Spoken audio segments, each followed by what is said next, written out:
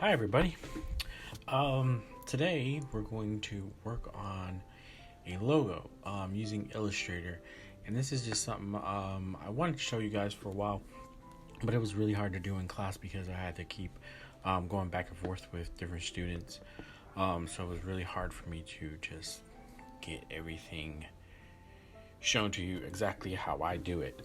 It's not that hard, and this didn't take that long for me to do. About 15 minutes, I think, because I had already had the drawing that I was gonna work from. So it would take a little longer to create one from scratch, but if you have a drawing that you can trace in Illustrator, it works just fine. To get the image that you want, to put it in the background, you go up to File and Place, and then find the image. And I usually just put it on the desktop so that way I know exactly where it is and I label it if I need to. Once you click on that, you uncheck the box that says link and you check the box that says template. Make sure nothing else is checked, just template. And then you click on place. Once you put that, it goes into the background. Once I imported the rooster image that I wanted to trace over, it was huge. It opened up really big, so I had to zoom out and unlock it. If you look up at the right hand side next to the image, there's a lock. When you click on the lock, it unlocks it, so you can shrink it down to size to fit in the box.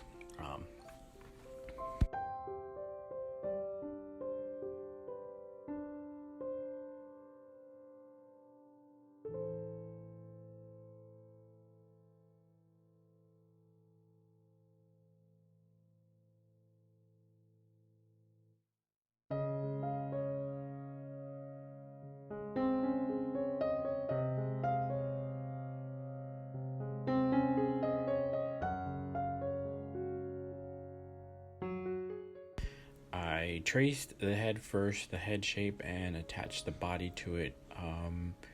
A little bit later on, I'll go back and add the head separately on top of the body because I didn't like the way that turned out. But it's all trial and error. I also did the wing wrong, but you'll see that.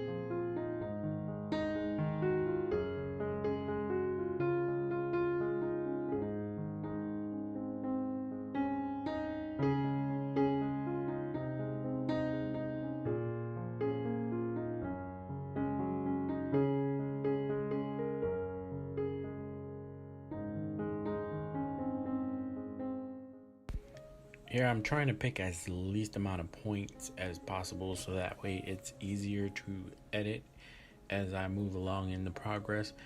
I don't want it to have so many points in it because it makes it harder to adjust them.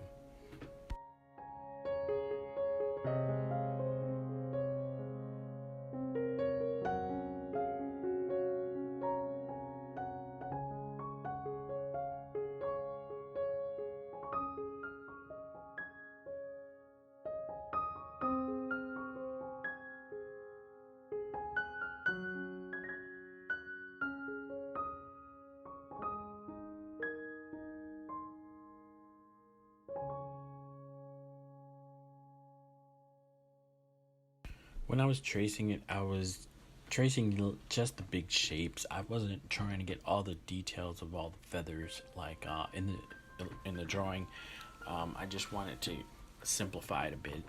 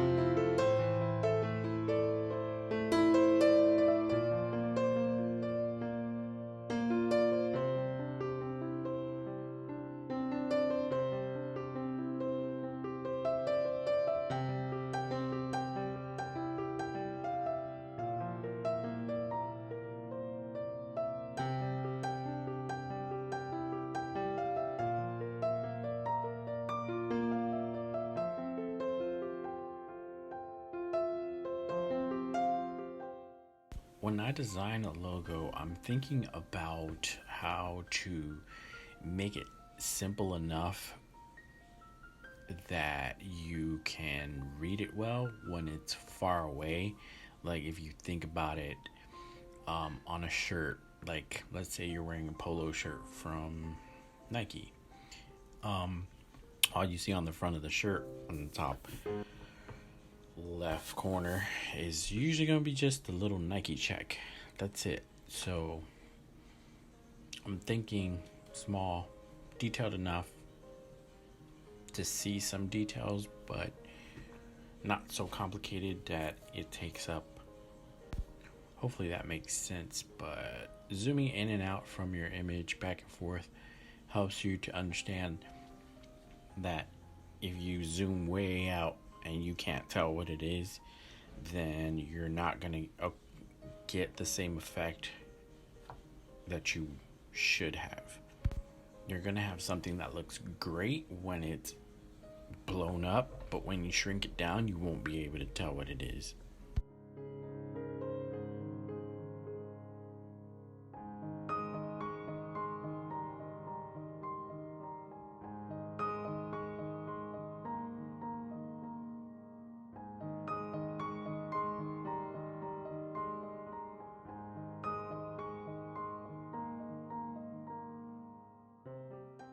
So once I have this all traced out in just outlines, I shut off the background and look at the image and just make any adjustments that I want to make to the lines before I do a fill.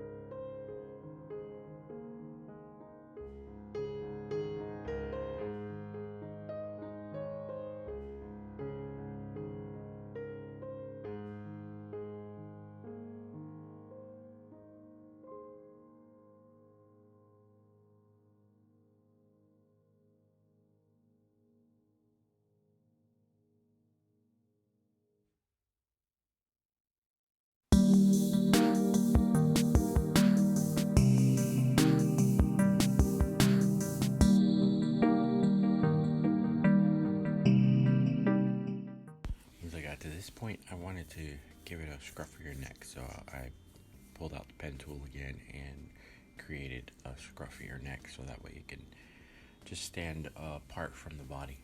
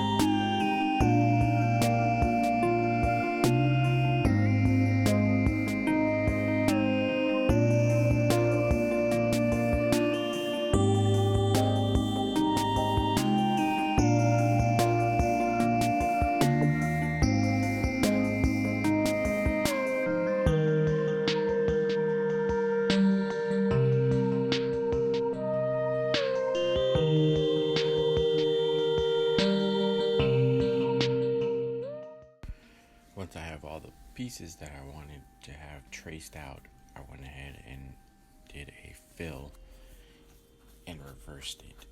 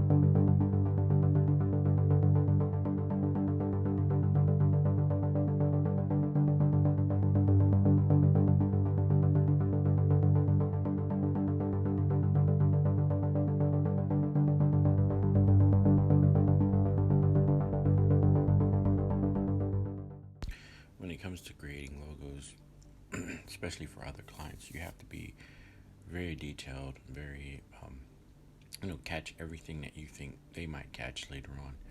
So you have to go over it a few times and make sure you got it right.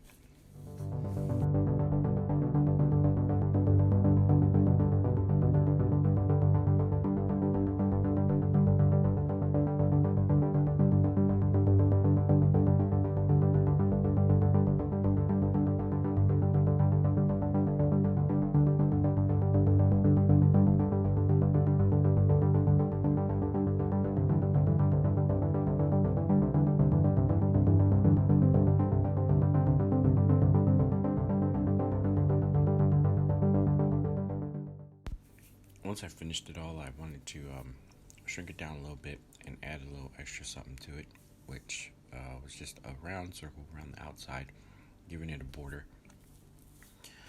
In most of my logos, I found that it looks better when you give it some sort of border, whether it's a circle, square, rectangle, anything just to enclose it so that you can envision it as a patch, so to speak. So, alright, finally here I add some words. Just kind of made it up, but if you're designing a logo for anybody, they're going to give you the name of the company, so that way you can try to incorporate that into the logo. You can create a logo without the company name on it, but for the purposes of this demonstration, I just went ahead and created a name and picked a font I thought would fit with the logo, clean and direct. But that's totally up to the client.